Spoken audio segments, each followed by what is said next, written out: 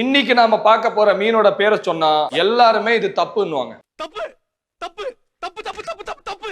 இதுக்கு ஒவ்வொரு ஊர்ல ஒவ்வொரு பேரை சொல்லுவாங்க. இதுதான் கரெக்டான பேரு. அப்படி ஒரு ஊர்லயும் பெரிய சண்டையே நடக்கும். என்ன அதே வயசுக்கு ஒரு பேர் வைக்கிறா?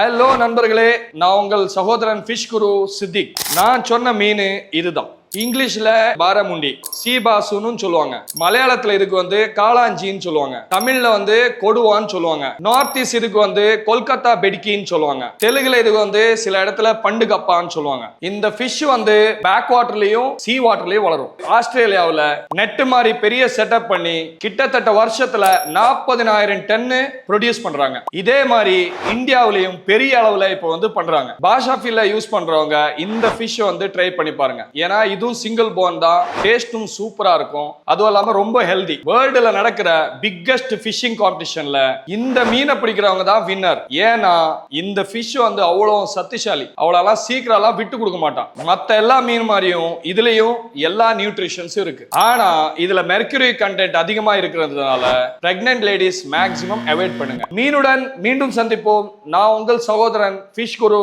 சித்திக்.